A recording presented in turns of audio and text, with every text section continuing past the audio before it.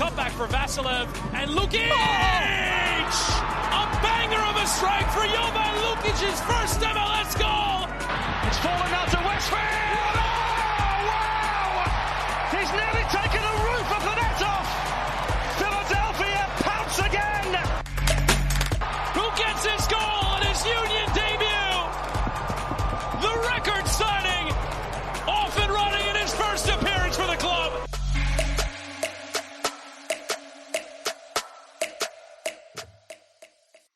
Hello and welcome to the Free Kick Podcast. My name is Todd.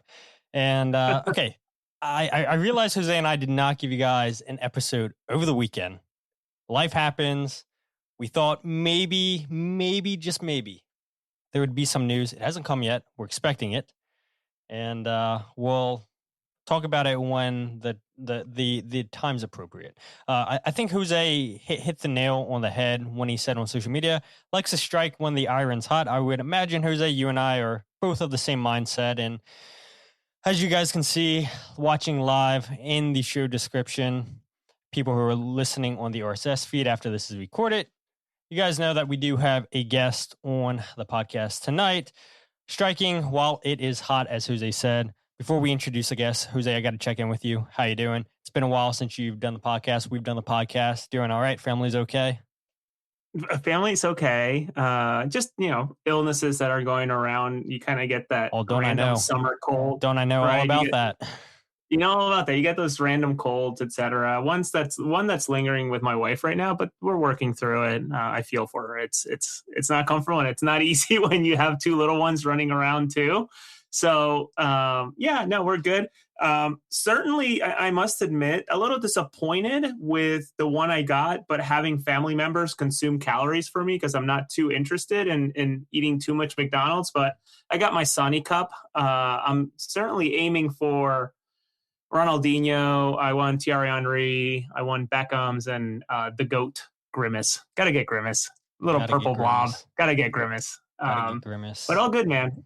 All good in here. Excited, really excited to, like you said, strike where the iron's hot. I don't think many were expecting this. I know I was shocked when I learned the news of our guest being part of this this international friendly of all things to go from, doing, and we'll learn more what he was up to, but, to suddenly have to go up against an international team that's mere days away from a World Cup match is an unbelievable 0 to 100 per se. But man, what a week. Yeah, what a week indeed. So let's go ahead and bring him on the show. He is former Philadelphia Union midfielder Anthony Fontana. Anthony, how are you doing? And before you answer that, are you collecting the cups from McDonald's like Jose? No, but my little brother is. He has, I think, Beckham and I think Ronaldinho. So if you want, I could steal you those cups. But yeah, what's going on, guys? Thanks for having me on, and I'm looking forward to doing this. Yeah, absolutely. This is great. Yeah, like we had talked behind the scenes, and people who were watching it live, they may recall your conversation with Jose about a year ago, as soon as you transitioned from Europe, coming back to the United States, signing with Colorado Switchbacks in the USL. Again, don't want to rehash your time in Europe and the time in Colorado. Fans, listeners can go ahead and check out that conversation with Jose. I'll be sure to get a link up here in the show sometime for people to scan the QR code, or people can listen on the RSS feed. I'll put a link in the description for that episode. But yeah, a big piece of news that I don't think anybody was expecting, Anthony and Jose. Maybe you had an idea, Anthony. Jose and I did not have an idea. I know Jim Curtin mentioned he's surprised that it didn't get out. Austin FC announced that they have hired former Philadelphia Union head coach Jim Curtin as their next head coach. Jim Curtin finally coming back into coaching in MLS. Were you shocked by this, Anthony, that it was Austin FC? A little shocked, yeah. Obviously, I'm super happy for Jim. I know I texted a bit with Jose and right when the news kind of came out, and I said, I think this is a great fit for Jim. I think he's going to crush it. And look, he's at a club now that they clearly spend a lot of money. And he is a great coach. So So I think really the world's in his hands there, and I wish him the best.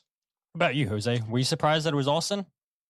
Very surprised. I must admit, I thought he was holding out for something more East Coast based. But just in seeing and understanding more of a situation and like, with Anthony, just picking brains of people who have worked with him or maybe continue to speak with him, it makes sense in a way too. Like, all of his kids are at a point where they're either moving on from one specific stage of their life, maybe I think middle school to high school to college, or one, I think, just about finishing. I don't know. I don't think he has a college age kid.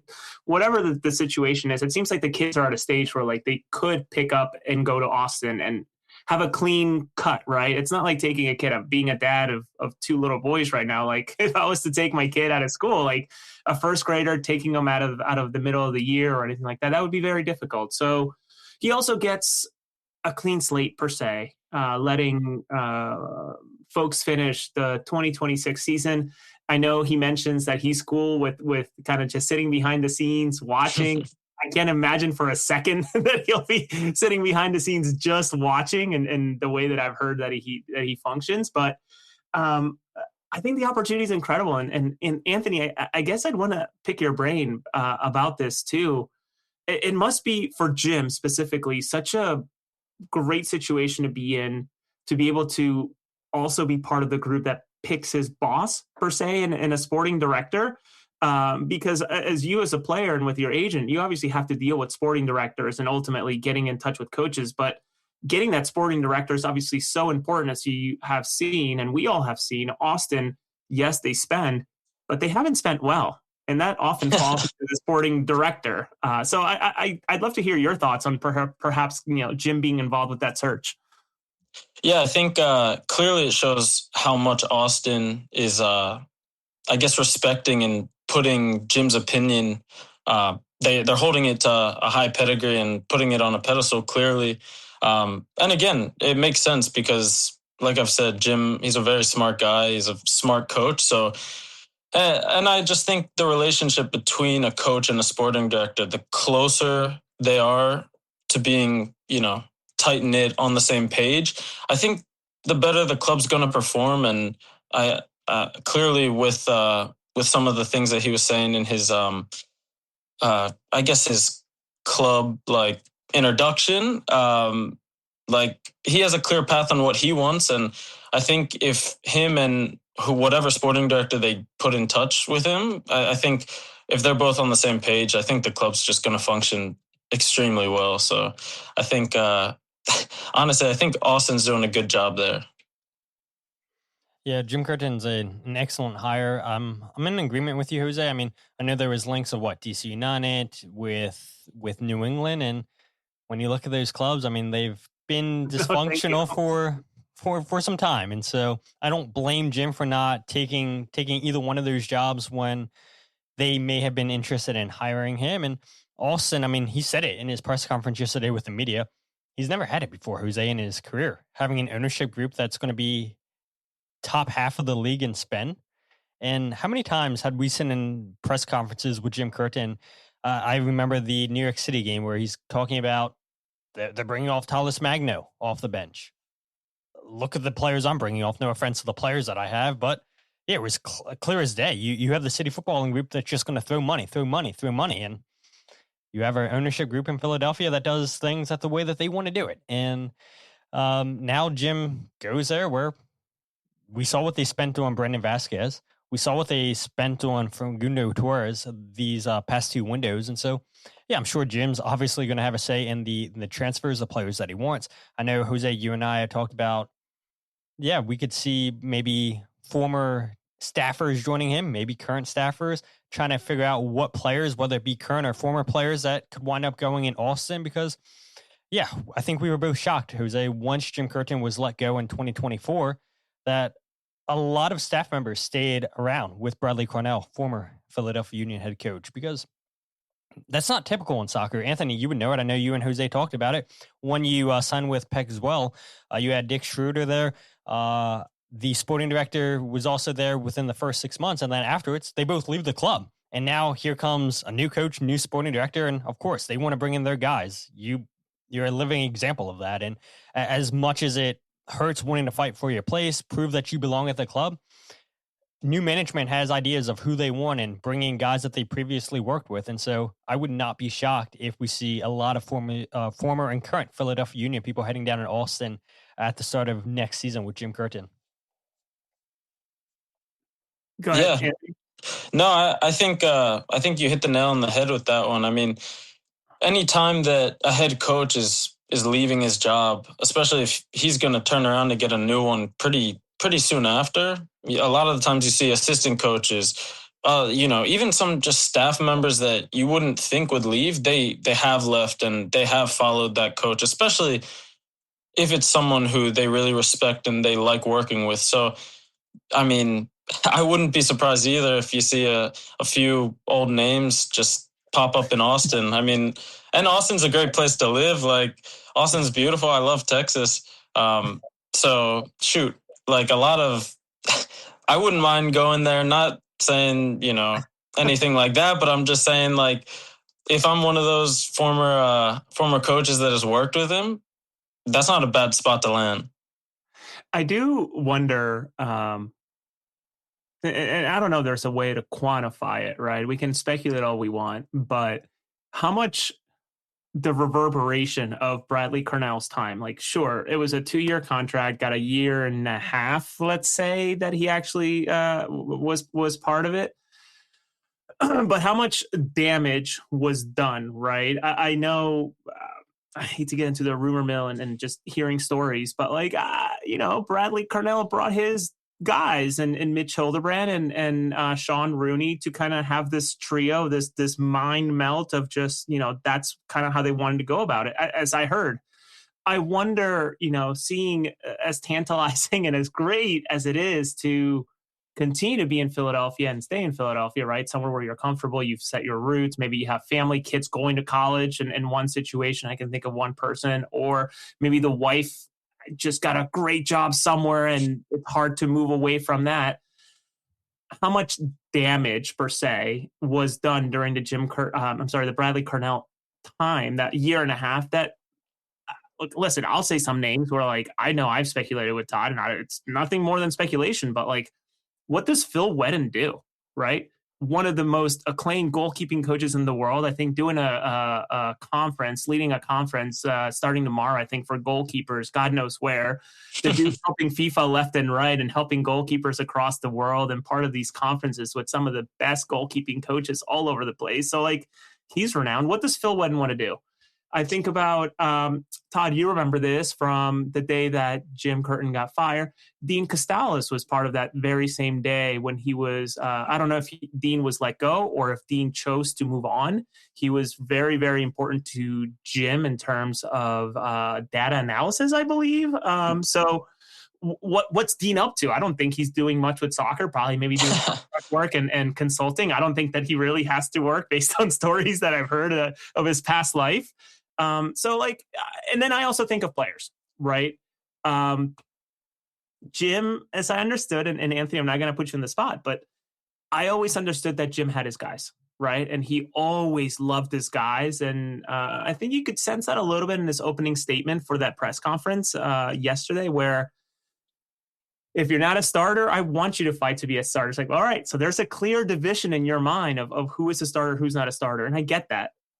But I always heard that Jim had his guys, and you kind of saw that in that 2022, 2023 season where we saw Glasnost being run to the ground and the groin injury, and yeah. The rotation wasn't quite there because he had his 11. I'm wondering if you're Quinn Sullivan, if you're Nate Harriel, how appealing does an Austin spot look like to you to play once again with Jim, who was with you in those pivotal years of 2020, 2021, 2022, obviously 2023, and the crappy 2024 year? Is it appealing to them? And is it the right place? And Austin would probably make it happen. It's just, do they want to go too? I'm so intrigued. And then Mike Barrera, hi Mike, mentions this too. Well, what does Bedoya want to do after this year? Does he become part of the staff there as some sort of player role or some sort of, I don't know. My brain's just running with this and thinking about, like, again, like Jim is he was asked during the press conference too, right? About like bringing his own staff, Todd, if I remember correctly. And Jim was deflected very quickly. He's like, I haven't started yet. But he also did say too, maybe there's people in current roles that want a new challenge. And he did also say, when I was in Philadelphia, he did admit, Jose, he had like his core 14 guys that he constantly played all the time. So he didn't shy away from it. Like he said, yeah, these were our 14 guys and these are my guys that I trusted. So at least he's honest, because we saw it covering the team. We knew who was going to come off the bench. We knew who was going to be in the starting lineup. But that's who Jim is. He has his guys. He has the guys that he trusts. And I get it. I respect it for the coach and everything. But at the same time, too, you want competition. Competition's healthy. Pushing that group, your key starters to get better, to train better. And then you hope that the guys that maybe are fringe players will push for a starting spot, push for more minutes coming off the bench. So he's a very honest guy. He was very honest in that press conference yesterday, Jose. Anthony, I'd love to hear from you. If you can or want to, maybe a memory of working with Jim that stands out to you. And then B, to kind of bring it to Todd's last point, how much do you as a player appreciate that type of honesty from a coach, right? Where like, you know your place pretty quickly and it's up to you to kind of change that. Yeah. So touching on what you just said, like in a spot like that, of course, you always appreciate the honesty. And of course, if a coach comes out and tells you, especially, you know, Jim, if he has his 11 guys who he wants to play no matter what, if they have half a leg and they're struggling to get on the field, but he still wants them on, like from a player's perspective, if you're one of those guys, you'll do anything for that coach and you'll live and die for him for sure. And if you're one of the players kind of on the outside who's like, well, hey, I believe I deserve an opportunity. I've been crushing it in training. I come off the bench. I'm doing really well. Then you're kind of like, you still, no matter what, you respect it, but you're also like, I wish you had maybe a bit of I don't know the exact word I want to use, but I guess just a bit more of an interchange, I guess, in the squad. Again, that's even kind of from my time in Philly as well. Like, you know, that times like that happen, but I also understood that that's just kind of how Jim works as a coach. And again, everyone has their own way of doing things. And I mean, for Jim, that's always worked well. So, you know, you can't really fault him on that. And then what was the other thing that you asked? Sorry. No, you're good. You're good. I ramble there. I'm intrigued about a memory that stands out in your time in Philly with working with Jim.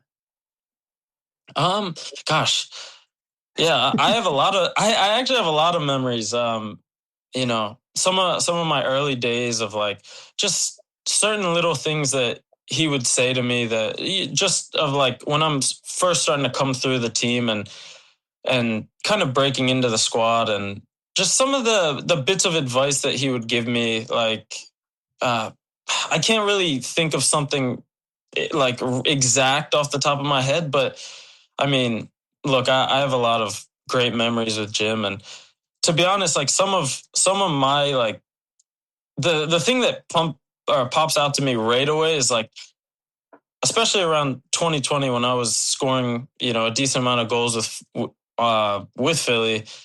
A lot of the times I would run up to him and just give him a high five, and we would kind of have this moment, and like, I mean, I always wanted to show him, like, you know, even though, you know, maybe I wasn't like his favorite player. And again, that's just like, you know, I wasn't one of those 11 that he definitely wanted always. And again, that is what it is. I always wanted to show him, like, no matter what, I'm here to fight for you. And if you give me that opportunity, I'm going to do my best to take it. So that's kind of the thing that pops off right away. But I mean, shoot, if I had a lot more time, I could probably think of 100 different things. So yeah. He always struck me as a very quotable type of guy. Like, I don't know, like I was so shocked, and maybe I shouldn't have been shocked, but how rehearsed those first 5 minutes were of that press conference, I'm not sure. I know it kind of like hit me of like, maybe it's the lack of, the Stockholm syndrome, right? Of being with Bradley Darnell press conferences where there's no opening statement. It's direct to questions. And for Jim to just go on a 5-minute speech about, boom, boom, boom, boom, boom, like 5-6 different areas. It's like, so this is what it's supposed to feel like. I think Jim he's a great speaker. That's one thing that, like, through even just in the locker room, like when he gives a speech before a game or after a game, like even if it was after, a tough loss, he always stayed very cool. After a big win, very cool. And I don't know really if, and this is a compliment to him, I don't know if much of it is rehearsed. I think he is just a very good speaker. And he's a very intelligent guy. So of course he's, he knows how to handle press and how to handle the media very well. And again, like you said, I caught a bit of his press conference, and from what I heard, it sounds like classic Jim. I missed this hand gesture, Todd, when he goes like this. He always go like where he always had the hand curl. It's like this. And then trying to elevate, I don't know. It was just such a flashback to see him back in front of a camera and have this, as the kids say, and maybe your little brother says this, Anthony, but to have that I know what you're gonna say. Yep. Aura. I don't know. I was kind of in awe. I was like, oh, that's great. Good for you, man. Austin's gonna love you.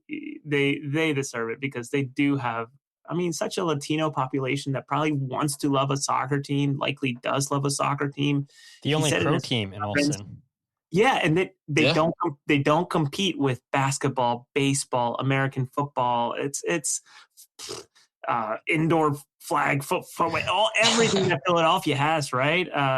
Lacrosse, I guess, had at one point. I saw the Wings band not too long ago, actually, and I think they're so. Yeah, this is an awesome opportunity for someone who. And again, I don't know the inside nature of him the way you do, Anthony, but he does genuinely seem like somebody that gets it, right? He has to give in and give up a little bit to make sure that the outside, he was doing a lot of that in Philadelphia, at least with the press he understood, I gotta lean in, so they want to pay attention. And now he gets all the attention in Austin, and it's gonna be fantastic. Hopefully it yields results. That's obviously the key part of it all.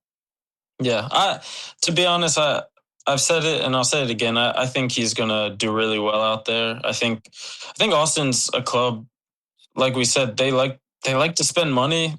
Maybe not the smartest, but also I think with a bit more direction and clarity of what Jim wants to bring, I think they'll do really well.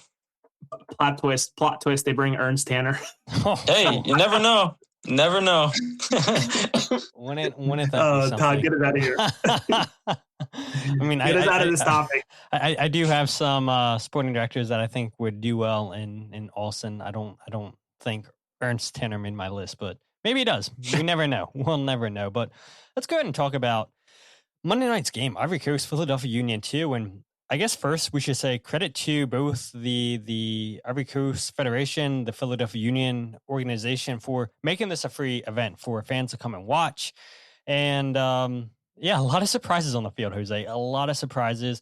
I think we saw a week or two prior to this game, they were putting Cavan Sullivan in graphics. And I'm like, he's not going to play. There's no way Cavan plays. And then you see Cavan there, and we're talking to each other, Jose. We're like, there's a 22-day mandated time away from the club with this FIFA World Cup break. It's like Cavan's out there, but it makes sense, right, Jose? He's going against a nation. He's going against a nation. Of course, eyes are going to be on you. Of course, he wants to play in that and show that he belongs. And so Cavan's out there. We see the return, Jose, of a whole bunch of former academy players, former Union 2 players in Jojo Elliott, who's now at Delaware, Henry Bernstein at Maryland, Gavin Wetsel at Pittsburgh, and then Daniel Krueger at Westfield.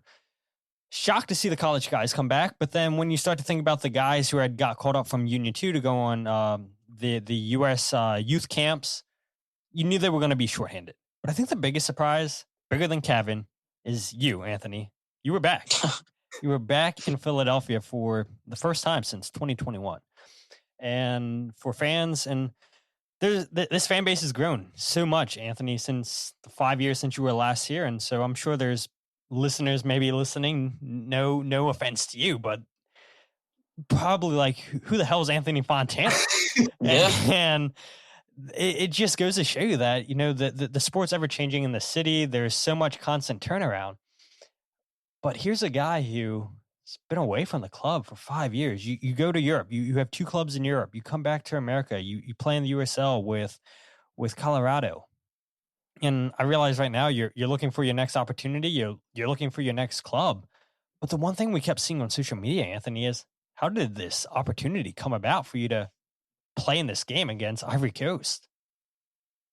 I wish it was as cool as I was sitting on the couch and eating chips, and then out of nowhere I get a call and it's like, "Hey, do you want to play against Ivory Coast?" But no, after last season, after I broke my ankle, a lot of opportunities and things came up, but just didn't feel right. So then going into this season, I was without a club, and then next thing you know, I actually showed up at I don't know if you guys remember, but the Snow Bowl, because one of my teammates from the Netherlands, Kenneth Vermeer, his son was playing with PSV, and he was like, "Hey, come by. My son's playing. I want to say what's up." I haven't seen him in like a year, so I was like, "All right, for sure." And then I got to see the Sportsplex for the first time, and I was like, holy shit, pardon my language, this is like unbelievable. That was the first time I've been back to the training facility and, around the stadium in 4 or 5 years. So I was shocked. I saw him, then I saw a few familiar faces, and of course they get to asking, "Oh, what's going on?" And then one thing leads to another, and they're like, "Well, come train with us while you can." And of course, like, at the time, I don't really know anyone with the first team. So I know Richter. I just said, "Hey, while I'm waiting for an opportunity, can I stay sharp, stay fit?" And so I've been training for a few months with Union 2. And then they said, "Hey, well, there's a friendly next week against Ivory Coast. Do you want to play?" And I said, "Playing in my home stadium? Of course. Are you serious?" So that's a quick version of the story. But I mean, it was amazing being back. I couldn't believe it. Like, it felt like a fever dream pulling back up to the stadium and then walking out, just seeing some of the old faces in the Sons of Ben, and then a lot of them recognizing me. That was one thing that, like you said, you kind of touched on, like, I've been away for a while, and I know there's a lot of new fans, so I didn't know, like, if anyone would really recognize me, but a lot of people were coming up and they were like, "Oh my gosh, like, what are you doing? Blah, blah, blah." So, I mean, it was great. But yeah, that's kind of how I ended up playing in that game. And I mean, like I said, it was fantastic. I can't complain. Oh no, dude, that's a pretty cool story.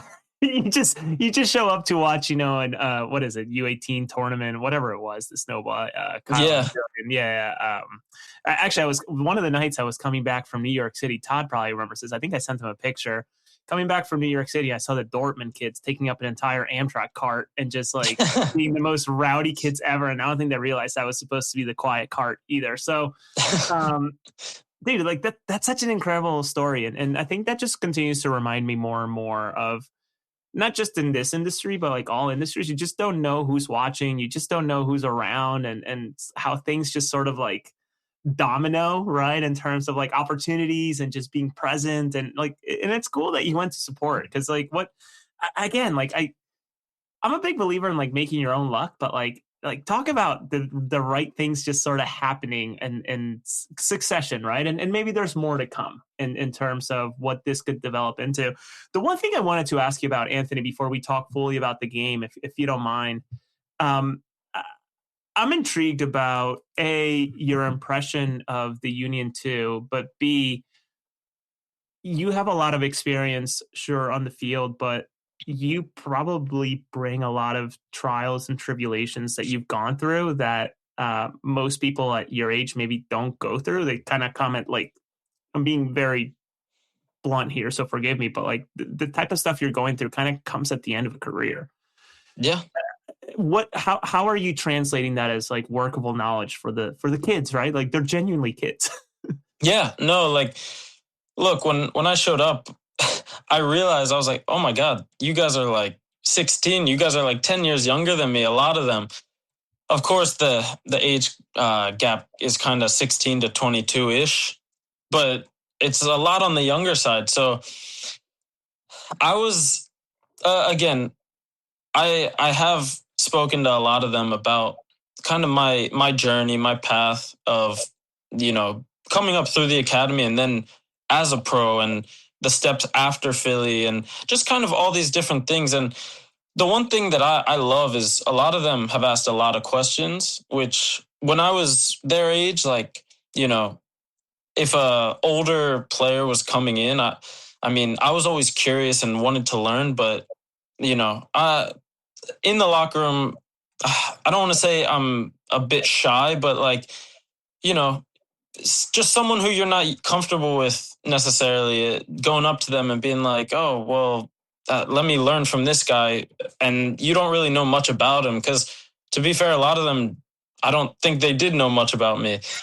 So they come and they're asking a lot of questions, and I'm just kind of telling them, like, giving them a lot of stories, and I'm trying to pass a lot of my knowledge down to them, because look, this sport, at the end of the day, it's very cutthroat. And when you're in the academy and you're kind of one of the top dogs in the academy, you just kind of feel like, all right, well, everything's just going to keep going my way. So I'm trying to pass on a lot of good, a lot of bad experiences that I've had. So then they're kind of, I guess, maybe not surprised when maybe something hits them a side of the head and they're like, whoa, I wasn't expecting this. And on top of that, I mean, all the guys there, they're genuinely really good players, great kids. And I mean, just training with them and trying to teach them stuff on the field as well I mean, I've actually enjoyed it. I almost feel a bit of kind of like a coach, like not, I'm not specifically telling them, all right, well, you should do this, this, and that, but I'm giving them little tips and pointers. And I mean, I'm trying to take them sort of under my wing, because, I'm kind of the old head in the, in that locker room right now. I'm intrigued. The level that you're seeing from these guys, right? I think at the time it was still, when you were making your move up, I think it was still Bethlehem Steel before it flipped over to Union 2 with Marlin. Are you, and I think it's fair if it's no, I also don't want you to trash people you might be practicing tomorrow, but like, are you impressed with the level that these guys at that age that they're playing, or is there sort of like, you know what, like there's something missing to it? No, I am impressed. There's a lot of guys in that locker room, a handful that I can pick out right now that I truly believe will go on to have very good careers. Like, I mean, I don't want to specifically name anyone, like, I don't want to leave anyone out if they think, I mean, again, I really believe in a lot of them, but also, I mean, there's another side to that. There's a lot of players from the academy who I didn't necessarily think would go on to, like, or just players that I've seen from other clubs as well. I'm like, all right, well, like I think they'll have a good career, but like some of them have outdone themselves. So you just never know how it's going to be. But yeah, to answer your question, I think the level it's really solid. Obviously, I think, I don't want to sound arrogant here, but like, if I'm training with even better competition, of course I'd still be really improving. But I feel like when I'm there, it's almost like, they get to see what level it takes to be at the highest level. And, in a first team environment in Europe and in all these places that I've been. So they can kind of, I guess, see that and be like, okay, well, I still have to take a few steps or the next step to be at that level and to kind of understand what it takes, to play at, the top level. So I'm intrigued. Before I turn it over to Todd, this is a little jokey, so forgive me, but like some of these kids when you were around 5 years ago might have been as old as 10, right? Like, have you had any of these moments? Like, I think of this image of Messi with Lamine Yamal. have you met any of the kids where you're just like, yeah, I remember you when you were like an under 8 or something like that? Have any of them opened up and been like, yeah, bro, I used to watch you when I was just in section 130 something? Like, yes and no. Like, a few of them have said, oh yeah, like I remember you. I remember watching you, blah, blah, blah. But like, I actually think the funniest one is one of the newer, he's like he does all the GPS data. So his name's Dan. He showed me a picture of me and him, like a selfie that we took. And this guy, Dan, shout out to him. He's the man, like really good at what he does, smart guy. But also he's like a super fan of Philly. So like him getting a job there, like that makes me happy because we were having a long conversation about all the way back to the first game at the Link. And like we were talking about that and just everything through the years. And I'm like, you know what? I'm happy he got this job because if it's someone else, they don't care as much about the club as like him or someone like me who like we were there at that first game and yeah, we reminisced over the whole club's history, which again isn't that long, but I mean in our lives that's at least half of our lives. So, but that was cool when he showed me that selfie that we took. he got the files on me, so that was awesome. I'm glad I brought up that bullshit picture because I was not expecting that answer. I'm glad, and you're probably talking about Dan Quimby, I think. I think that might be. I believe that's his last name. Yeah. To be honest, I'm not the best with the last names. I'm better with faces and first names. You're good, Todd. I've been rambling. Go on. Any questions or thoughts? I know this is. I'm enjoying the hell out of this. I hope you are too, Anthony. Oh, of course. Like I said, we can go all night. Hey, look. So we had Kai Wagner on the show a couple months ago, and it was insane. Like he was still moving his family into England. I don't think they were situated inside their house yet. Jose's in California, 3-hour difference. I'm here in Maryland on the East Coast, and then Kai's in England, 5-hour difference. So we're working through 3 different time zones. It's 11 o'clock at night. Kai tells us he has training the next morning, and he's like, I want to keep talking, but I can't because I got to wake up in the morning. Yeah. And we're talking for over an hour. I'm like, Jesus Christ, dude. Like he was just letting it all go and everything. So don't mean it. Don't mean it, Anthony, unless you actually mean it. We'll go all night. The listeners know Jose and I love to talk. So, I mean, look, I'm training tomorrow with Union 2 at, I think it's 10 o'clock. I believe that's the time, but I mean, look, I love my sleep, but if we got to talk all night, we can. So I'm in no rush. That's what the fans love to hear. That's what the fans love to hear. But just going back to this game, Anthony. And so full disclosure, I never got the opportunity to meet you while you were at the club. I started covering the team in 2022, but I remember that game, your very last game at Subaru Park against New York City in the Eastern Conference Final. Fans all know it as the COVID game. More than half the team's out because of COVID. There's questions, is this game going to get played? How the hell can Jim Curtin and the Philadelphia Union field a team? And I can remember, Anthony, you had touched on it earlier in the show, 2020, I mean, you know how to score. And I know you talked about it with Jose a little bit. You don't need validation from media members. You don't need validation from players, coaches, whatever.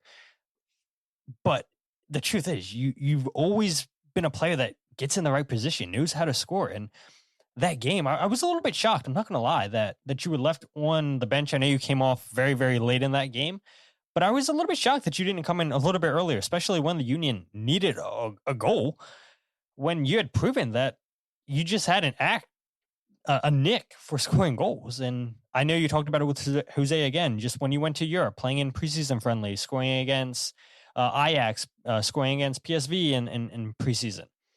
You know how to score goals. And so I was shocked that you didn't come on earlier in that game. But I think it was reported that you were leaving after the season. The Union had offered you a contract, but to your credit, like so many young players your age, you guys want to go and test Europe. And Yeah.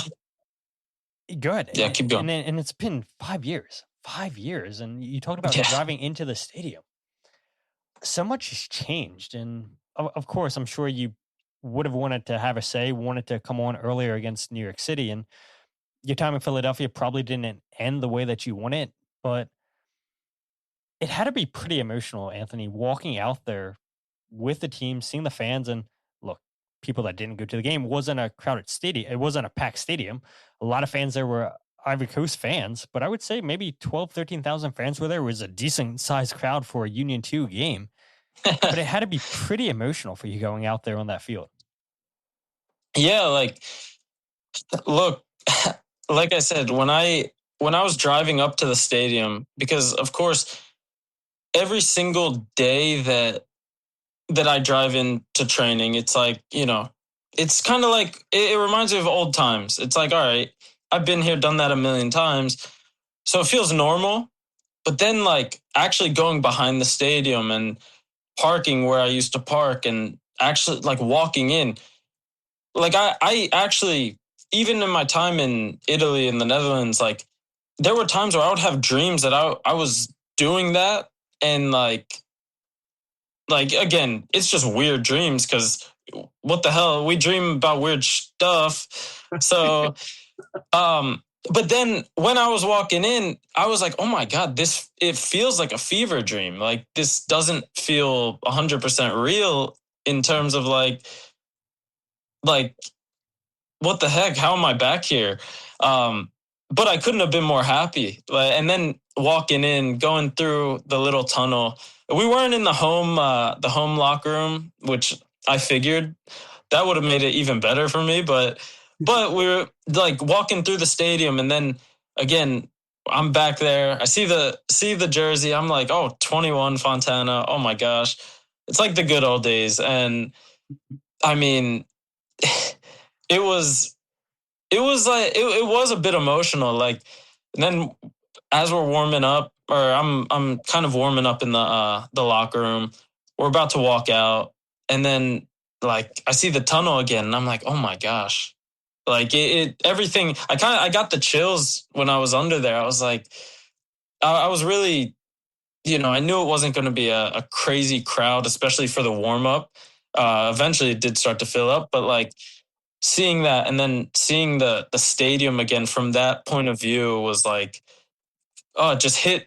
I mean, everything was just all these endorphins, serotonin, and everything was firing. And I was just, I was so happy, and I was just grateful to be there again. And I mean, like I've said, I love this club, and like it'll always have a special place in my heart. So being able to go and play in front of like family, friends, and a lot of the fans that I wasn't expecting to see, like it really meant the world to me. And shoot, I loved it, and I would love to do it again. So yeah, I can imagine that.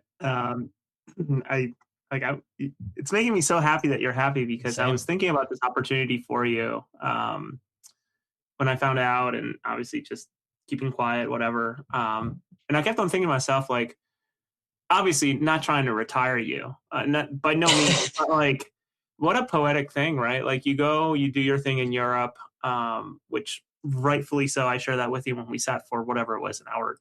What was it? That hour 30 when Anthony and I officially chatted the first time, Hour like 17. on the record. And it doesn't go to plan. You come back to the U.S. You have a pretty decent season. Obviously, injury got in the way against in Colorado, and you get this opportunity to go against the World Cup bound team. I'm thinking, man, like the only thing that could get better is like, no, it can't get better. You're playing at home in front of family, and yes, I found it weird that it was only 8 minutes. I can tell that your feet were itching a little bit the way you were moving there, warming up. I kept on telling my son, like, yeah, that's Anthony Fontana. Like I told him about you and whatever. And it's like, is he going to go in? I was like, buddy, I've been expecting him for like 25, 30 minutes, but you and I both are still wondering. But I can't imagine, like you're saying, just like the high you must have been in to be back in that stadium in such a such a comfortable environment per se. Sure, a lot of orange, but like there are walls that and with how old this club is, maybe walls that you even built in a way, right? Like I think about how much the stadium has developed since you left, how much the facilities have developed since you left. You mentioned the Sportsplex, and it's just like it's cool that you're back around and getting involved. I'm intrigued. Like when you get this opportunity to play, are you kind of like, did you even have a second thought about saying yes? Like, yeah, shit, it's a tough team. Like, do I really want to go do this? Knowing you, my guess is like, absolutely not. You said yes right away, but I don't know. Yeah, look, for me, there's a few things to this. Like, the competitive side of me is like, look, I will always back myself. And they say Ivory Coast, you think of all these great players, like world-class players. So I'm like, okay, well, I get to test myself. Of course, like you said, I only played like 8-10 minutes, whatever it was. I kind of figured, this is a game for these kids. Like, I'm just happy that I got the opportunity to even step on the field, because they easily could have been like, all right, yeah, we have a friendly Monday, but just enjoy your couple days off. But for me, of course, I'm like, okay, well, I want to go compete. And a lot of the kids, I love calling them kids. Like kids. a lot of my teammates, they were all saying, oh my gosh, like, we're really excited to see you play. Like, because they haven't really seen me play in a real match, but of course they see what it is like every day and competing against me. So I guess they maybe wanted to see kind of where I stack up to them. But anyways, there was never a second where I was like, no, I don't want to play in this game. Because again, playing at home in front of family and friends, playing against world-class players, and then just, again, like going out there and representing this club that, I've said it and I'll say it again, like from day one, when I saw Seba score like a hat trick in the link, I was hooked to the club. So, from then until I die, like I'll always love the club, and being able to go represent the club again is just, it's a no-brainer for me.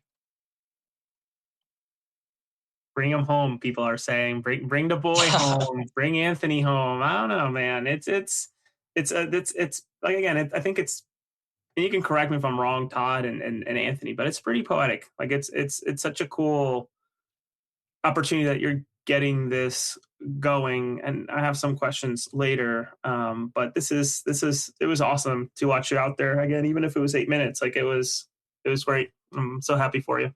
Yeah. And even a few guys from the first team that I saw, that some of them, have been my boys from way back. And then some of the even newer players, like they were in the locker room before the game, and a lot of them, like I felt happy that they were like, oh my gosh, yeah, we're really excited to see you play. And I'm just like, I just enjoy playing the game. I love the sport. I want to play at the highest level.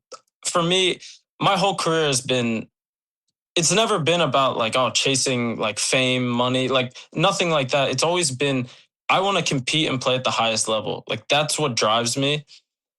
And again, like being able to do that. And I know I've touched on it, but playing against these guys who, gosh,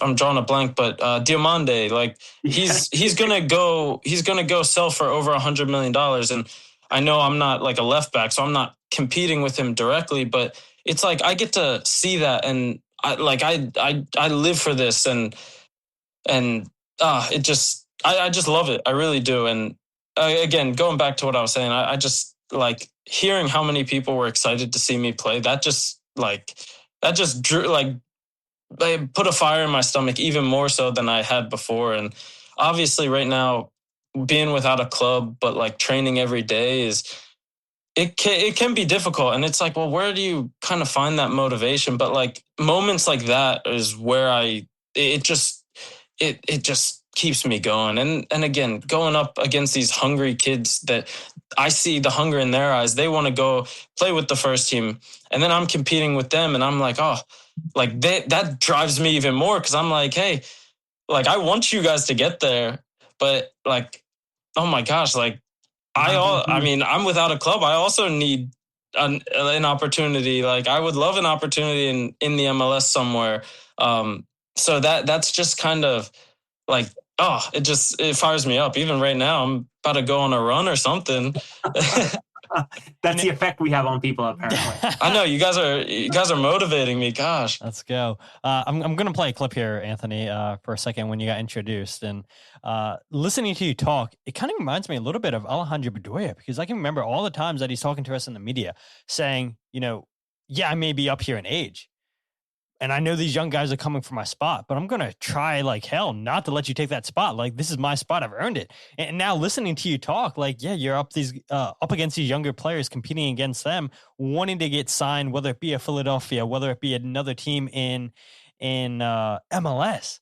But yeah, I mean, that's the same thing that Alejandro Bedoya had echoed with Cavan Sullivan coming up. And I'm sure, Anthony, when you were first coming up back in 2018, making your debut, Alejandro is probably saying the same thing too. Like, okay, yeah, I'm one of James' main guys, but here's this 17, 18-year-old who thinks he's hot shit coming out of the academy, local boy, and he's coming for my job. I'm not going to make it easy for him. And now it's kind of funny seeing that you're not old by any stretch of the imagination, but compared to some of those guys for Union 2, you're unk status, as they say.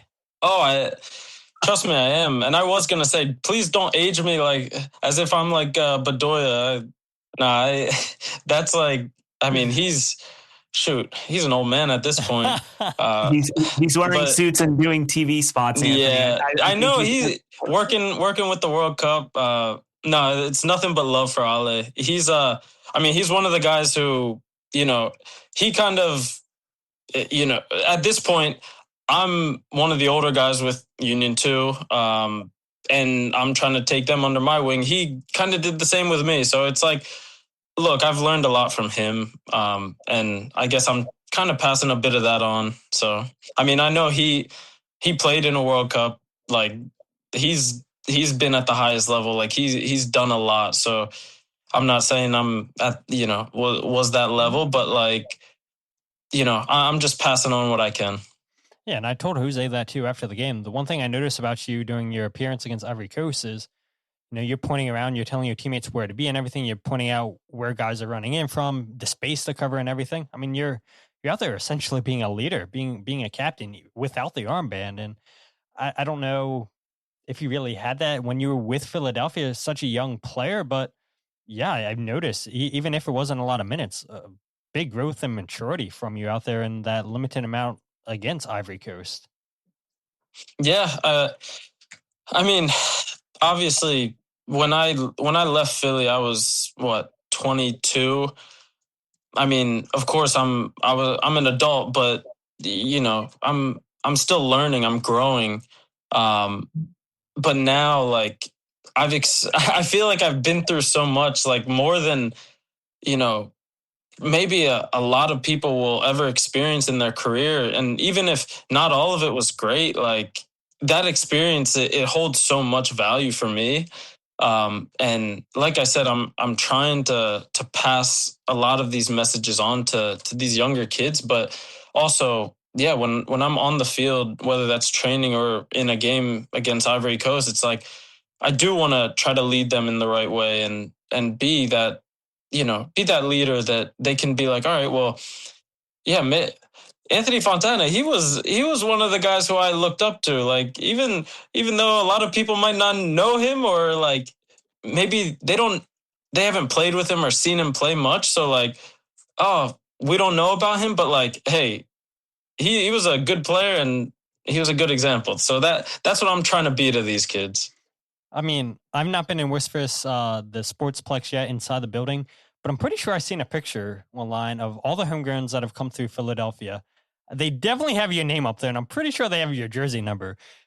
they should know who you are. And it was so iconic seeing 21. I mean, your name's on the building. It is in the building next to Brendan Aaronson, Paxten Aaronson, Mark McKenzie, Austin Trusty. You name all the academy guys. Like, you're up there. Like, they should know. They should know who you are, Anthony. Yeah, I mean, the thing is, like, I do, when I walk in that building, I see the wall every day now, or pretty much every day. And I mean, there's a lot of people, so you'd be surprised. It's easy to miss Mr. Fontana out there. So, like, I don't blame them necessarily, but you know, when I think the best thing that I can do is come back and show that, you know, show my qualities, show that I am a good player, and like kind of give them a reason to be like, okay, like let me actually listen to this guy. And I feel like I've done a good job doing that. And again, I mean, I've been working with all the Union 2 coaches, Fred, Richter, and Henry. And I mean, I hope they would say the same, but I assume they would. But yeah, I think that's, I mean, that's my goal here. Absolutely. How do the kids address you? Are they do they come to you and say Mr. Fontana, or do they just say Anthony? Like Dr. Fontana? I wish they called me Mr. Fontana. That would be pretty cool. I mean, yeah, maybe Dr. Fontana. That would be awesome. Didn't do enough schooling for that, but no, actually, like a lot of people just call me Font. Like I think it's on the screen now. At least that's my screen name that I had to type in for this thing. But anyways, like yeah, they just call me Font. I'm like one of the young kids, you know. One of the young guys. But I'd said it, Anthony. I'm going to play a clip here. It's 42 seconds. You getting introduced. So I'll go ahead and play it. I know a lot of people listening maybe didn't get the opportunity to go to the game. As you're entering the field, I am curious, and you can give me your thoughts after I play this. I would imagine you're focusing on going onto the field, maybe not necessarily listening to the crowd's reaction, but you got a pretty loud standing ovation coming onto that field. So for people who weren't at the game, here's Anthony getting introduced into the match against Ivory Coast. Number 5, Daniel Krueger, along with number 21, Anthony Fontana.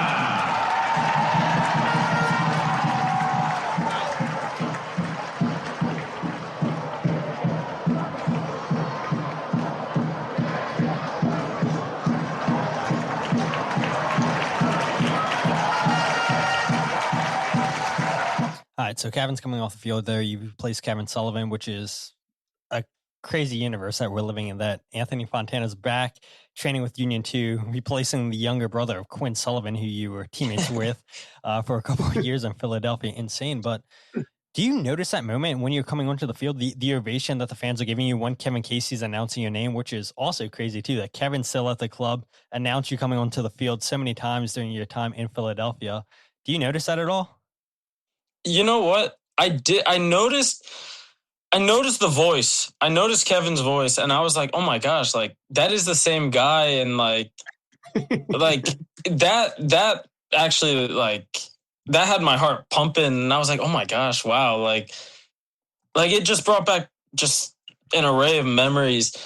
And then when I heard, obviously 21 Anthony Fontana, I'm like, I heard a bit of the crowd, but then like hearing it just now, it sounded even louder than it was for me. Of course, I'm focused on trying to go out and, you know, try to score, make an impact in whatever way I can. But like hearing that now is like, oh, I mean, at the time I noticed it, but maybe not like I didn't take it in. But just now I'm like, I don't want to say emotional, but I'm a bit taken aback. Like I'm surprised that it was that loud for me. Or maybe they were just, you know, they saw Cavan and his and they're just clapping for him. But you know, in my world, they're all clapping for me. So I think so too. Yeah. And look, I realize that there's people maybe in the Union media sphere that are probably listening back to this that aren't the biggest fans of Jose and I, but Jose and I, we care more about the human side of things, the human aspect of the players, because that's what you guys are. Like, yeah, you were blessed to be professional athletes, blessed with this ability, but we want to see players succeed, and we never want to dog on players and say, oh yeah, this player is this player is that. It's like, okay, yeah, I mentioned earlier, the game against New York City didn't go the way that you wanted. You would have wanted a better ending in Philadelphia, and the comments are showing us. We haven't shown them all to you, Anthony, but people want you back in Philadelphia, and I know you would love to be back in Philadelphia. You would love to be back in MLS. You said it tonight, but Jose and I care so much about you guys as like human beings first and foremost, and I think that gets lost. And maybe some people that cover the Union that are just looking for the next click, the next storyline, their next gotcha moment, and I think maybe fans too just lose maybe the human aspect of it. It's like you guys are human just like the rest of us, but you've been blessed with talent, and so it was pretty emotional seeing hearing Kevin call your name, seeing 21 Anthony Fontana bringing back good memories. And then even after the game, my God, Anthony, so many people wanting pictures with you, so many people wanting autographs. I mean, it reminded me so much of your last appearance against Philadelphia. Like, to your credit, you walked and signed, took pictures your last game against New York City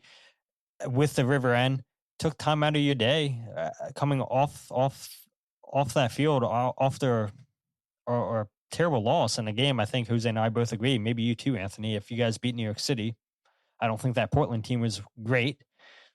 You guys probably have a pretty good chance of winning MLS Cup in 2021.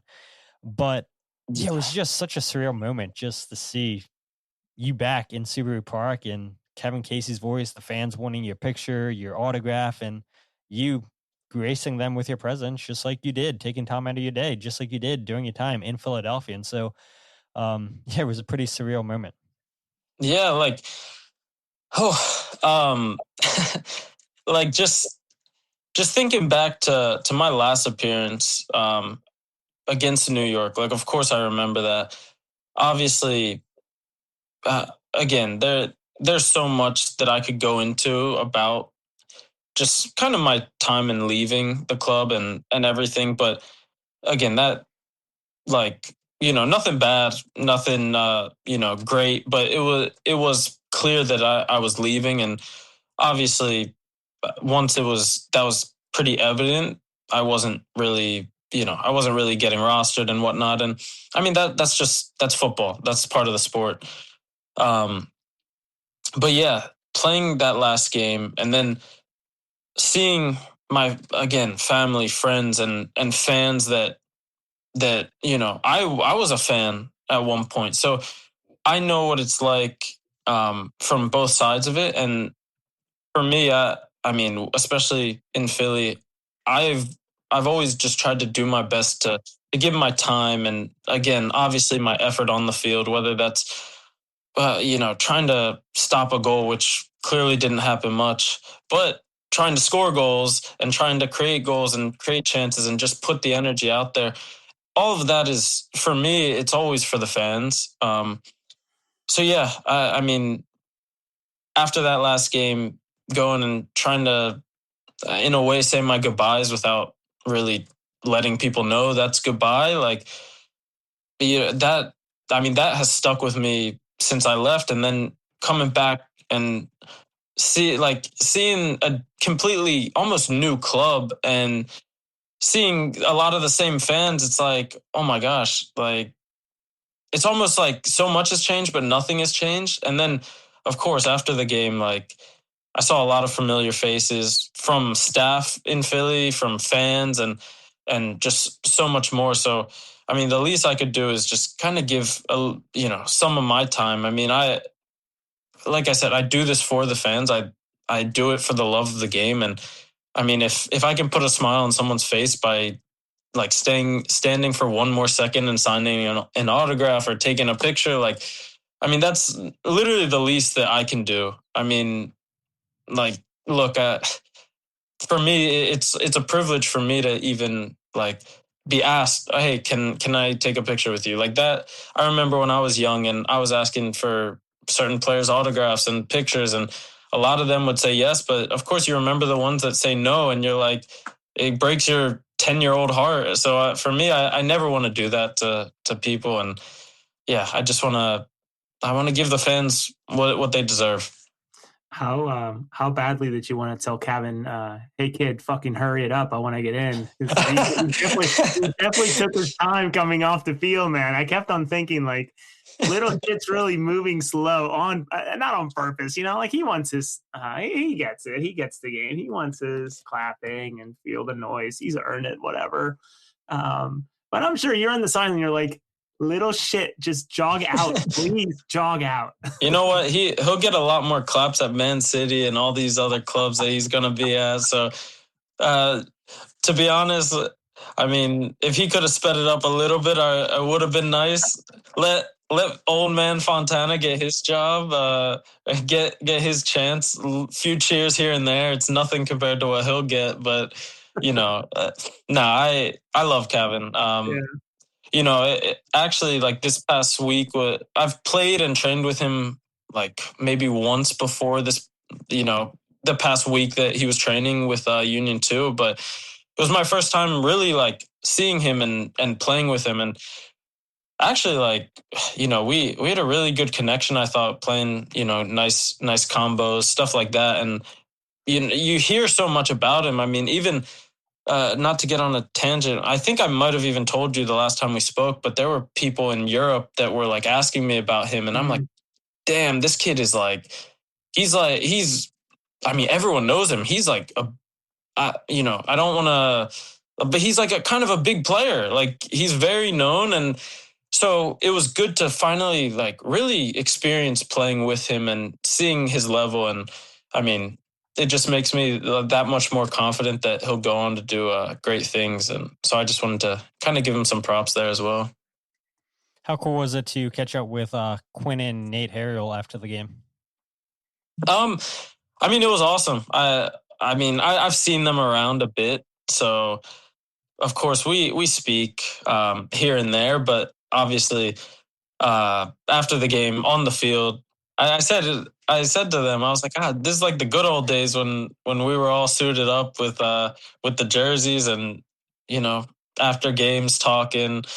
I mean, but of course, I mean, shoot, a lot of time has passed and now I'm from the first team down to Union 2. So, and yeah, it's no, but obviously I'm just messing, but it's good stuff. I love catching up with the boys. And I mean, obviously, hopefully we see Quinn back on the field soon.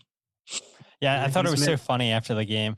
All the college kids that huddled towards each other, talked to each other after the game. You three guys huddle with each other after the game and talk to each other. It's like you homegrown players just know how to find each other. Yeah. We that's how it is, whether it's on the field or off the field, whether it's a conversation or a good pass. Like, I think they breed it in us in Philly. Hey, you better learn to stick with these guys because these are your brothers. Go ahead, Jose.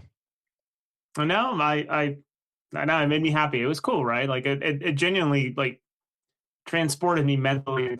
I saw you, Quinn, and Nate talking, and even I forget his name. I think I even saw you talking with who is the video guy, Todd? And I'm actually be asking you, Font, but like the video guy who left for hockey and then came back. Greg. Greg Fallon. Yeah. I think I saw you speaking to him. It's just like, yeah, everybody remembers Font. Like everybody's just like homecoming in a way.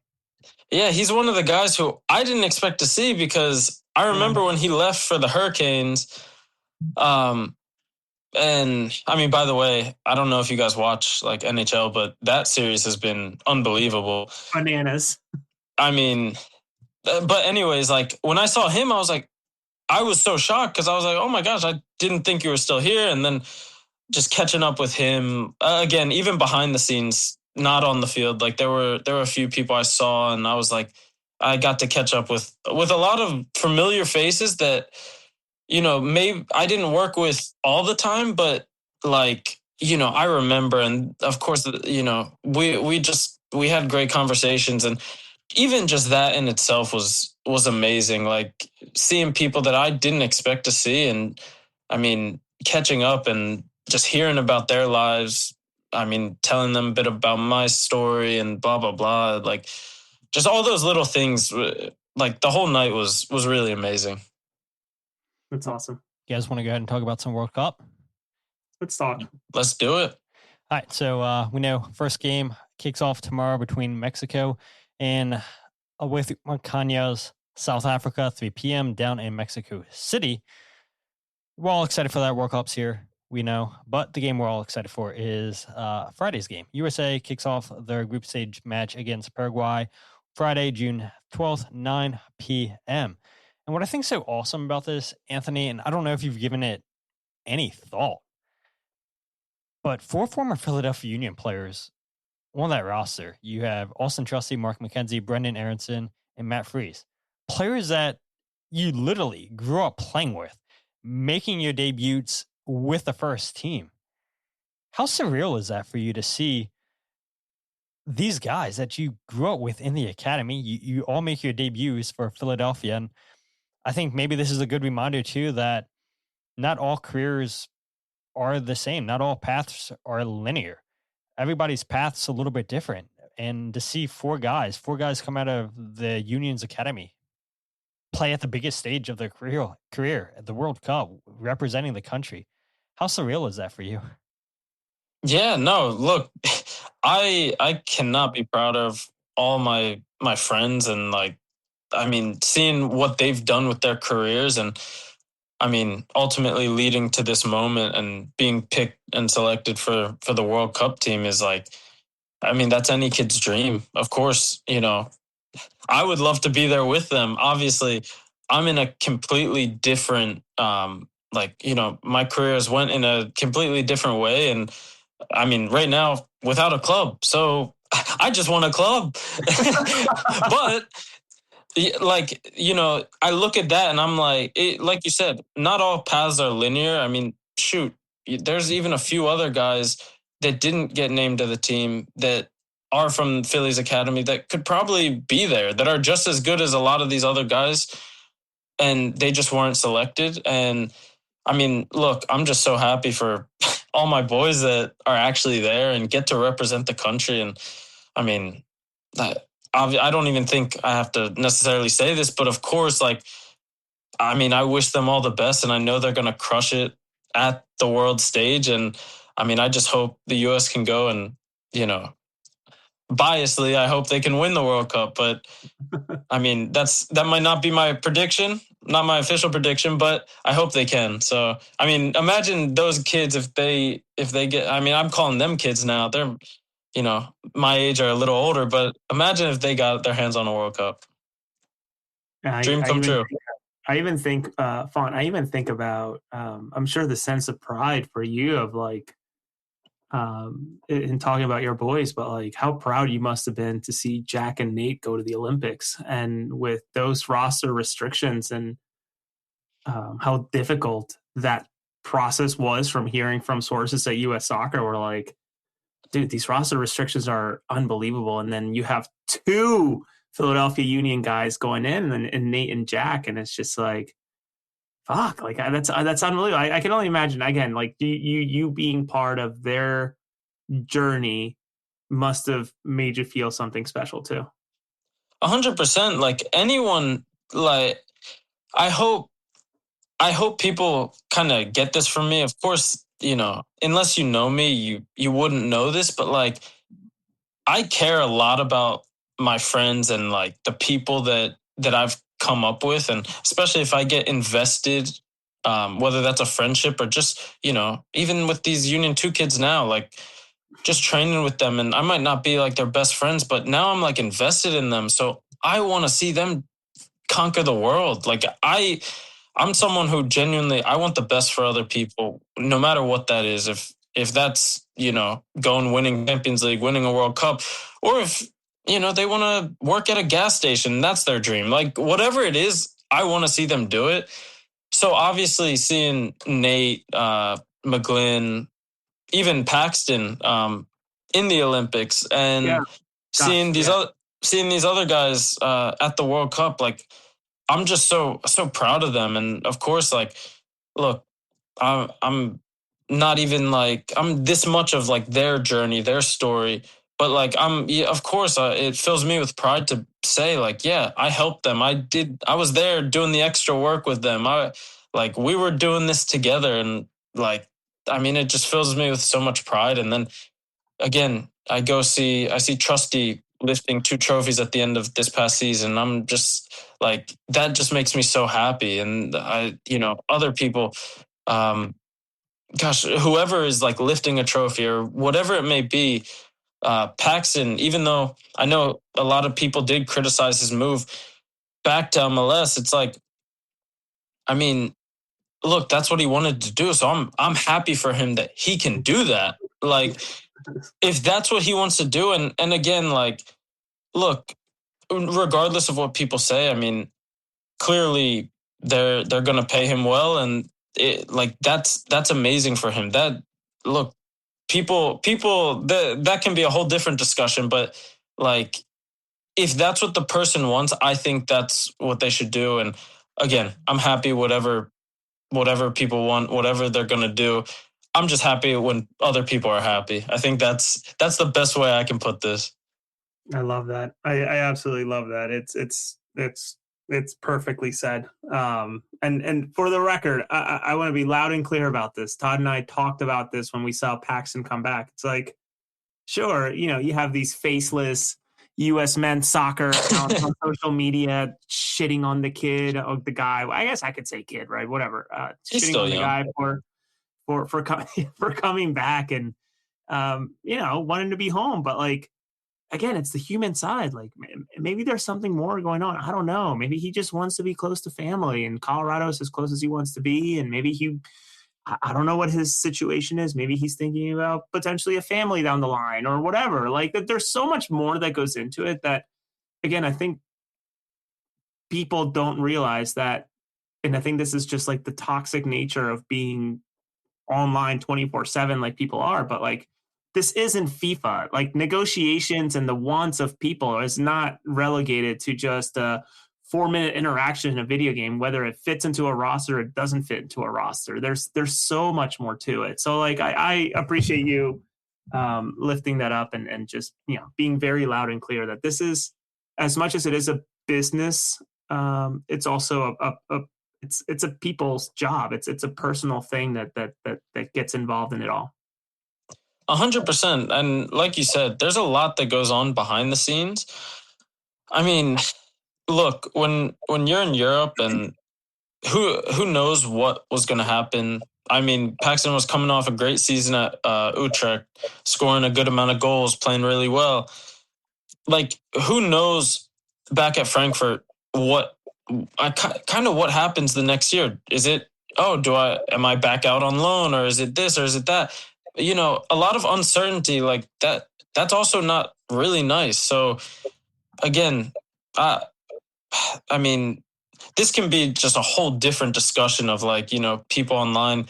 I wish they would kind of just put themselves in the player's spot and really think about it. Like, I don't think many people understand the sacrifice, and even though, yeah, it's a dream job, like it comes with a lot of stress and a lot of uncertainty, especially when it's like, well, hey, I'm balling out at Utrecht. Who knows if I'm even going to get an opportunity at Frankfurt?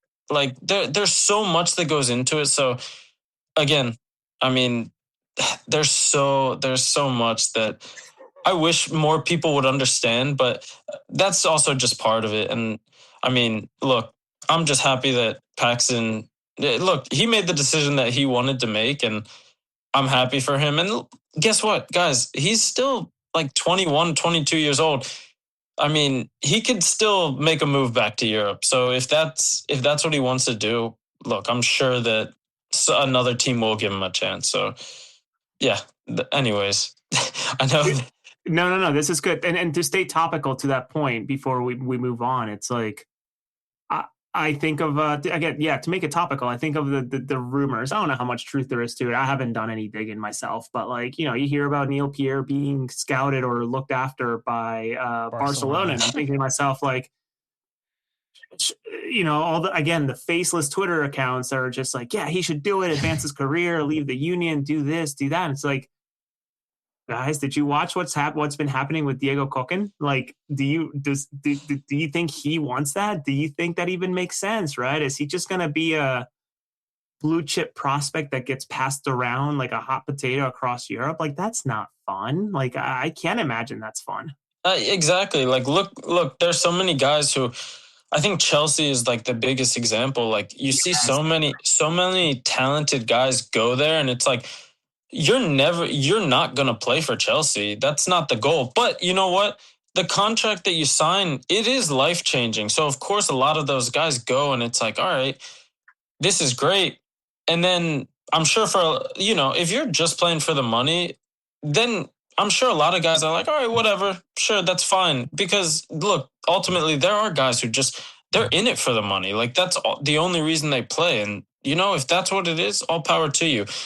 But then if you genuinely like care about what you do and I guess your career, it's like, well, does this move make sense? Like, if I go to Barcelona, if I go to a Chelsea, is there a real path of playing? And look, if it is like, okay, go on loan for a year or two, and then most likely we want you, sure. I mean, again, there's so many things behind the scenes that like only the player can really sit back with themselves and be like, all right, I think this is the right move. You never know, but yeah, like there's so many different things that go into it. And shoot, if that is what if Neil does get that opportunity, which I mean, that would be unbelievable.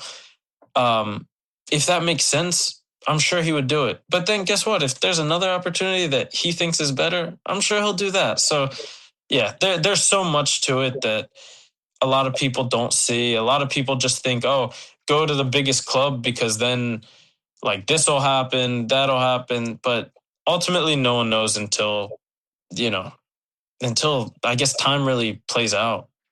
Pen to paper. That's the thing I always say. Nothing's real till pen to paper. And that's, like I tell Todd, and the fan base knows this, like, I've been fortunate enough to hear behind the scenes, getting to know people and from time to time break news, but like, I don't get into the rumor and speculation. I know Todd appreciates that we don't get into that. It's like when pen to paper happens, that's when it really matters, because we don't want to skew things. We don't want to move things and create pressure that's not really there when negotiations are happening.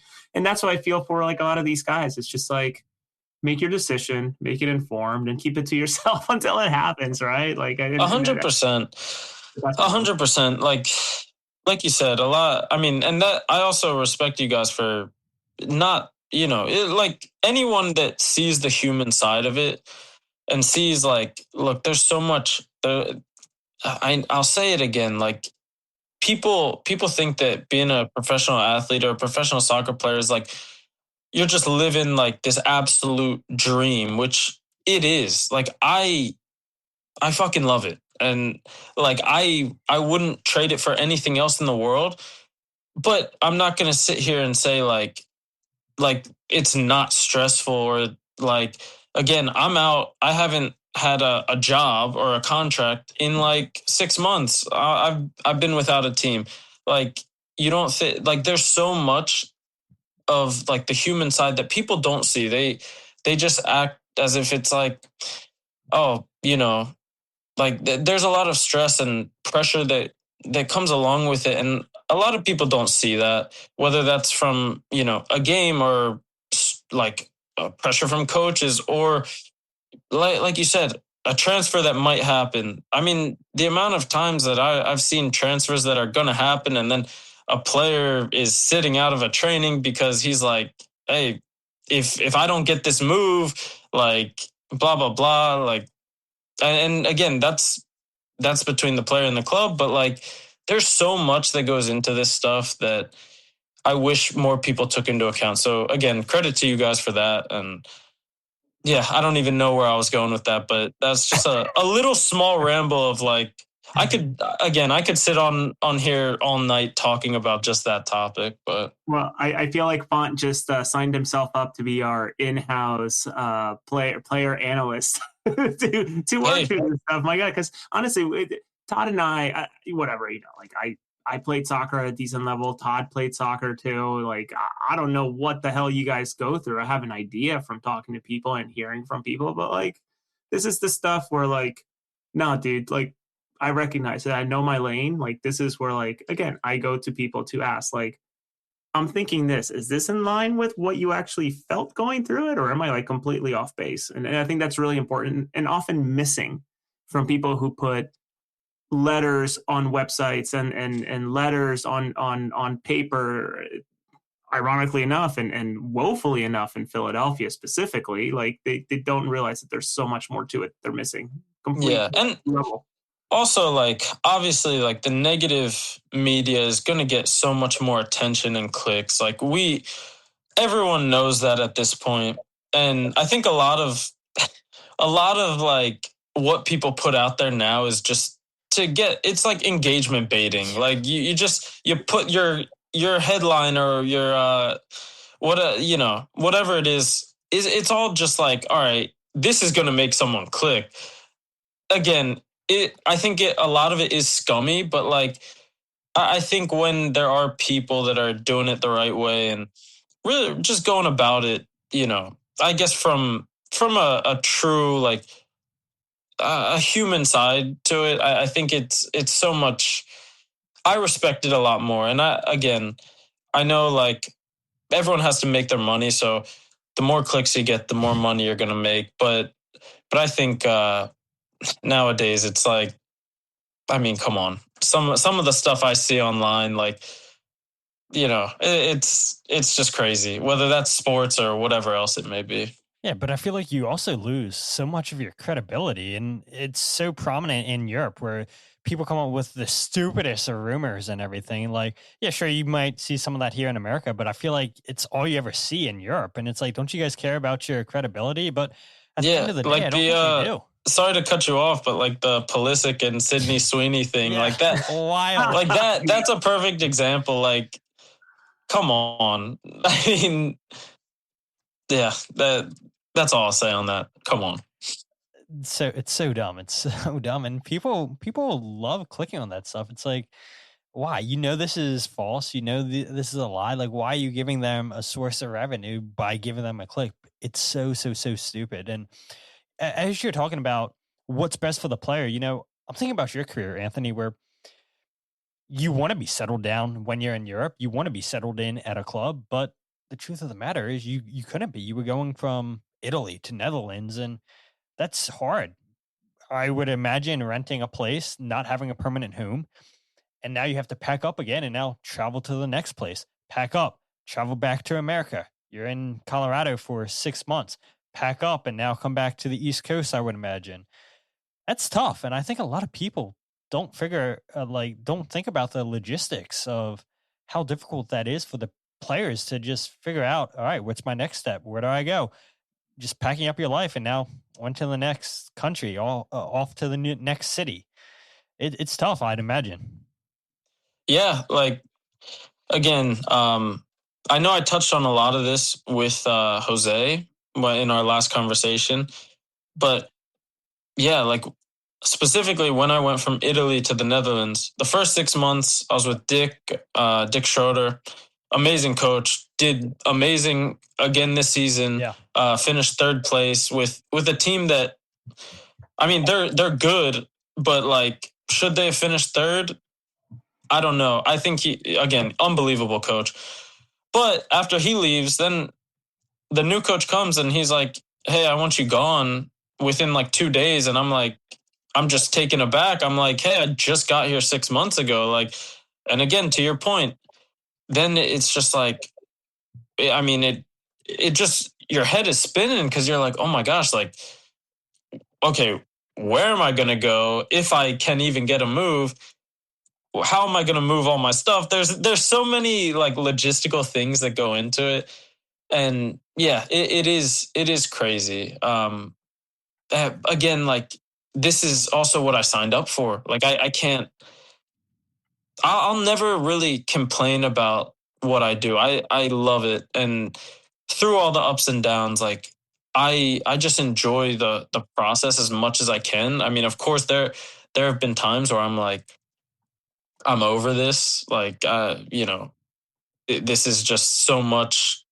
And especially at this point, it's like, what do I have to show for it? In terms of like, I would just want to be competing at the highest level. Like that's for me, ultimately what I want. And I'm like, shoot, right now I'm like a path back there. It feels a bit like, it feels further than I think it may be, just because I think if I just had an opportunity, like I know that, again, you can ask the guys who I train with every day, like if they think or if they know that I can play in MLS or at these higher levels. And I mean, I have no doubt that I can. It's more just finding that opportunity. But it's also like on other clubs' perspective, it's like, well, okay, why are we going to take in this kid who broke his ankle and now he hasn't played for 6 months? Of course, I've been training, but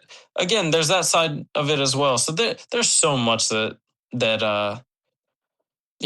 goes into this. And of course, yeah, I'm sitting here waiting for my next opportunity. I'm ready for it, but like, again, there's a lot of question marks. Will it come? When will it be? I just have to be ready. And again, as a professional, that's my job. Stay ready. So, yeah. All I'll say, Anthony, as we wrap up, it's myself. I don't want to speak for Todd, but I think it's fair to say, like, we're excited for you. We're excited to see and hear what's next, not if there's anything next. It's I think it's very much a what's It'll next come for you, because I think that there's certainly something there. And I think this Union 2 appearance, man, like what a I'll say, like, what a mind fuck. Like it certainly like sent me spinning. It's just like, oh my God. And it's appreciated that you hopped on. Genuinely, people sharing love for you. There's no supporters shield in 2020 without Fontana. We remember, and we all love seeing Anthony again in the blue and gold, ultimate super sub that season. Though I bet you wish you would have been a full-time starter nonstop. Shout out to Anthony from Wilmington, Delaware. Easily one of the more memorable and beloved homegrown players. People pulling for you, man. Bring him back. Your good heart is coming through loud and clear, Font, and just wish he came back to the Union. So excited for you, man. I know that there's going to be an opportunity. Don't know what that looks like or where it is, but know that you're always welcome here with us for whatever that's worth. Not that it's worth much. I know that a solid, I don't know, like 250, 300 people are watching right now. So, and you'd be surprised who's watching, genuinely. But probably all my family, honestly. the whole 2 rows that were there in the stadium cheering for you. I know. Yeah. I had a decent amount of people out there. I told them, when I sub in, you better be loud. So remember that clip from earlier? That's what it was. It was all my family.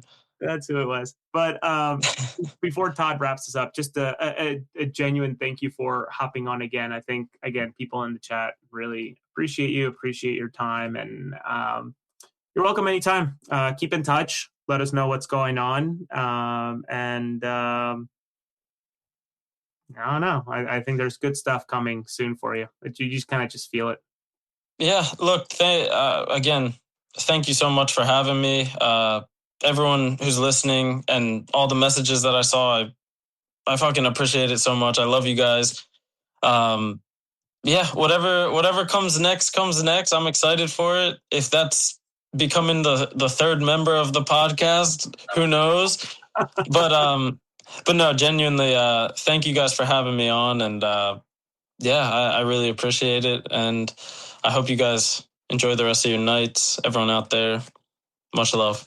Maybe there's another Anthony Fontana moment of doing some more of this with some young guys. I don't know if you can see this fun, but it's messy with Lamine Yamal. I saw. Maybe you'll get some more of these moments as you continue to get more and more involved with the union, but hopefully in a professional way. Yeah, again, I still want to be playing for a bit longer. I'm only 26. I got some time left. Come on. But yeah, no, that would be cool if I had a picture like that, and some baller coming up after me. So that would be awesome. It should have been you and Cavan Sullivan. I was gonna say that. I was also gonna say, like, after I said, I would want a picture like that, if it was someone, like Cavan, that would be awesome. Because, I mean, again, like, he's going on to do great things. It's like, gosh, imagine. I mean, but from Philly's academy, obviously there are going to be a bunch more ballers. Because, like, even some of the kids that aren't even with the second team yet, I've seen some of them, and I'm like, oh my gosh. Like, Philly has always done amazing producing players, but, like, I mean, now that it's like kind of 10 plus years in, it's like you're really going to start seeing even more, like, just absolute killers, and they're just going to keep coming. And I mean, I wouldn't be surprised if there's more and more sales to Man City, Barcelona, blah, blah, blah, like all of these top clubs. So yeah. If it is Philadelphia, that gives you another opportunity, Anthony. I know the club's going to want to have their say first with your interview back, but we got to be second on that list. We got to be second. Oh my God. Well, look, if that opportunity did come up, obviously, like, I love Philly. I'd be grateful for that. And of course, you guys would be the second on my list. For the exclusive interview with the club first, and then right after it's you guys. Who else is having me on? Not many other people. So I gotta remember. I'll remember you guys when and if something nice comes. We appreciate that, Anthony. But it's an hour 36, by far the longest podcast I think we've done, Jose. So we appreciate your time, and I had posted on Twitter, will we go over the hour and 17 minutes that you and Jose did last year? Yeah, we have absolutely crushed that time, and I do apologize, Anthony. Jose and I do love to talk, and it was to be expected on our end. I was going to say, I apologize because I know I can yap. So it's on me too. Like, I mean, so sorry, but I hope everyone had fun and enjoyed. I know I did. Yeah, we did as well. And people watching on YouTube on the right-hand side, right hand, there's a link to Jose and Anthony's podcast interview last year, just going over Anthony's time in Philadelphia and then Europe and then back with Colorado. Now, I believe when you joined Jose, Anthony, you were like at the halfway point with Colorado when you guys did that interview. Obviously, the season didn't go the way that Colorado would have won it last season, but still a great interview, still relevant, I believe, today. So people, now after you get done listening to this, go ahead and listen to that, preferably not when you're about to go to sleep, because there's a lot of good conversations. Don't let that put you to bed. Listen to it on your drives into work tomorrow morning. But if you guys aren't following the podcast on Twitter, Instagram, or Facebook, follow at Free Kick Pod, wherever you get your podcast of The Free Kick. Check out the YouTube channel, youtube.com/freekickpod, wherever you get your podcast, The Free Kick, and check out my writing, goals breakdown video, or the podcast all in one place, thefreekick.substack.com. You can follow him at Jose R. Nunez91 on Twitter, where he is most active. Anthony, do you still do social media? Are you not as active anymore? I'm not I've never really been that active, but good. I mean, honestly, if you find me, you find me. That's the best. Go and look. If you guys can find him on Instagram or Twitter, have at it. But don't expect any active social media usage from Anthony, which I feel like should be the way it is for professional athletes. I mean, some of that stuff can get people in so much trouble. But Mandy says before we go, honestly, didn't know a super ton about him beforehand, but definitely a fan for life now. So wherever you go, Anthony, yes. I guess Mandy's going to be getting that Fontana 21 jersey. I feel like you got to keep that wherever you go. It's iconic now. Yeah, it is iconic. Look, before Macania was 21, Fontana was 21. Before that, it was what? Derek Jones? We had, before that, it was Derek. Before that, Maurice Adu, I think. Yeah. And then before that, I think that's about as far as my knowledge goes. But yes, same. We had some legendary 21s. Derek Jones, maybe not for the greatest reasons as of late, but yes. Look, that situation sucks, but I love Derek, so sure. He's I hope he actually can play somewhere again. I mean, obviously I know MLS isn't the place, but much love to him. Shout out to Derek. I wish him all the best. Derek Jones, what a player. Did well with Columbus under Wilfried Nancy. What a signing. What a signing he was a couple seasons ago in Columbus. But yeah, 10:42, an hour 40 in the podcast. So that's pretty much it from me. That's it for Jose. That is it for Anthony Fontana. We hope you guys enjoy this. A lot of great comments. I know you guys, a lot of comments, a lot of questions we got in. Hopefully we answered all of them. Hopefully we got to your questions. If not, maybe a part 2 somewhere later down the road. But until then, my name is Todd, and this is the Free Kick Podcast.